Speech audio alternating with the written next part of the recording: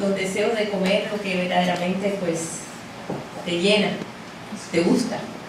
Hay comidas que no nos gustan, ¿verdad? Hay comidas que nomás no, que no nos provoca nada. Pero el Señor sabe cuál es el alimento que sí verdaderamente nos anima, nos provoca, que necesitamos. Y hoy yo quiero compartir sobre invitado a su cena. Estamos invitados a su cena. No es una cena que va a ser allá dentro de 400 siglos, por allá, más allá del sol, no.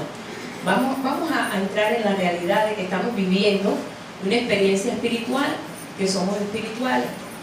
Y que nosotros como espirituales tenemos que alimentarnos espiritualmente, así como nos alimentamos físicamente, porque también somos físicos y tenemos el cuidado de cuidar esto que tenemos nosotros, porque sabemos que necesitamos, ¿verdad?, estar así preciosos y bellos y robustos y animados.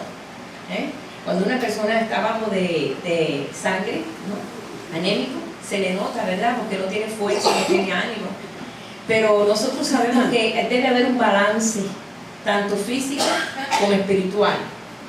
Y estamos nosotros viendo que verdaderamente Jesús construyó un puente de relación entre Él y el Padre. Él nos atrajo la realidad de un Dios invisible, pero haciéndose visible. Y no solamente para eso, sino que también aquello que parecía muy lejos, muy lejano, porque Dios parecía muy lejano.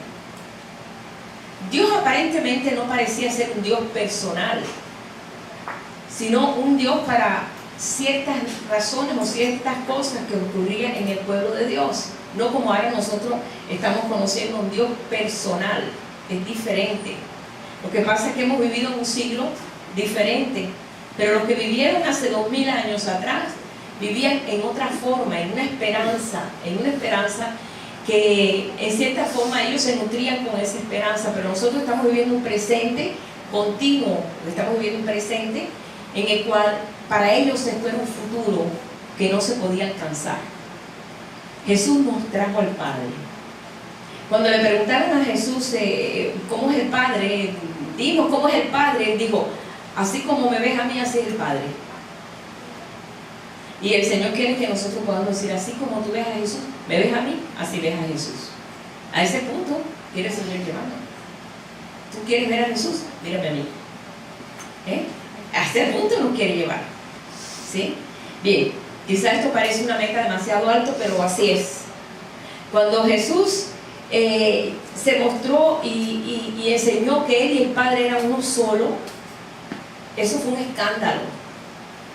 Fue motivo de persecución. ¿No crees que el motivo de persecución a Jesús fue porque hizo un milagro? No fue por eso. Fue porque Él decía que Dios era su papá. No era por eso otro, no. Porque Él hizo muchos bienes a la gente y venían todo tipo de personas y todos eran sanados. El pueblo de Dios estaba muy enfermo. Había multitudes, dice que había multitudes de enfermos donde el Señor iba y los sanaba a todos. Esa es la condición que tenía el pueblo. Por eso no lo persiguieron. Lo persiguieron porque Él se decía a sí mismo que era Dios. Él nunca dijo eso. Él lo que decía que su papá era Dios. Y si su papá era Dios, Él era Dios también, porque era el hijo de su papá. Y esto es una de las razones por las cuales a Jesús lo crucificaron. Porque decía que se hacía igual a Dios y eso era blasfemia. Pero verdaderamente Él era Dios. Pero ningún concepto humano podía recibir esa verdad. Nadie podía recibir esa verdad. Porque tenía un concepto de Dios tan lejano, tan diferente al concepto que verdaderamente Dios es. Él vino a traernos no solamente el mostrar los planes de Dios, sino Él vino a mostrar el amor de Dios. Y esto llenó el corazón realmente de aquellos que se reunían con Jesús, porque no podían pensar que un Dios tan grande que no podía ni imaginarse, podía hacerse tan pequeño que podía habitar en medio de ellos. Eso era un choque muy grande. Pero esto lo hizo Jesús por la razón que lo que quería era habitar en medio de su pueblo. Dios siempre anheló vivir en medio de su pueblo, por eso mandó a hacer un tabernáculo.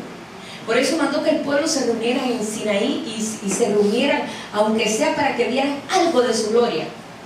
Y después quiso estar más cerca y mandó hacer un tabernáculo. Y dijo, yo quiero que habite mi pueblo alrededor de mí. Y mandó que se pusieran las 12 tribus alrededor del tabernáculo, 3 aquí, 3 aquí, 3 aquí y 3 aquí. Y él en medio del pueblo de él. Ese era el anhelo de Dios. Pero no podía darse a conocer. No podía. Veían una columna, venía una nube, veían fuego, veían un terremoto, pero no veían a Dios. Era algo que ellos sabían que era imposible. Por esa razón, Señor, se hizo en esa forma física para habitar en medio de nosotros. Y para inspirarnos.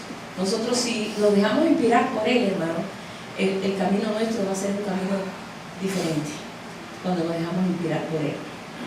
Por esa razón, el Señor nos está invitando a su mesa.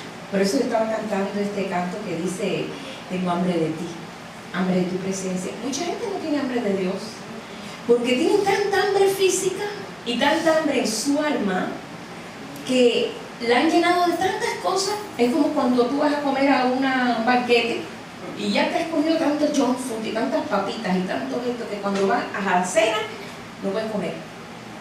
Cuando vas a la buena cena no puedes comer porque ya te llenaste.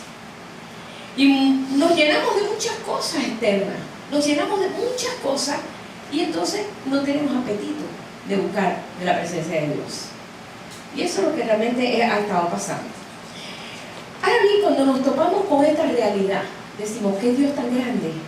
Dios tan grande, creador, que hizo los cielos, la tierra, hizo las galaxias, porque nosotros conocemos aquí lo que está aquí.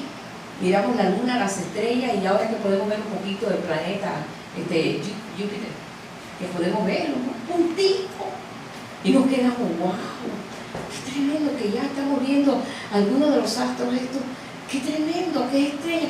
Cuando nosotros vemos que el Señor es el creador de todo eso, el que hizo todo esto, que hizo el reino animal, que hizo desde el animal más pequeñito hasta el elefante y los monstruos marinos, y pensar que ese Dios quiere ser nuestro Padre.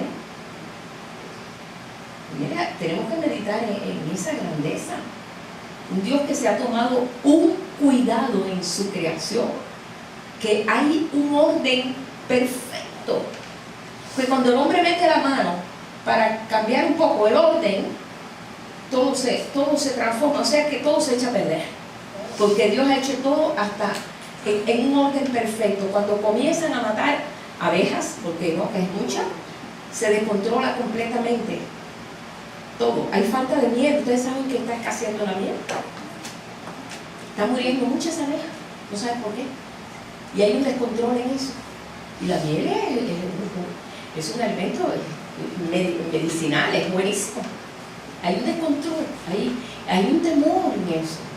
Cuando el hombre mete su mano y comienza a cambiar, a querer cambiar las cosas, y no es la mano del Creador, todo comienza a transformarse, pero para mal.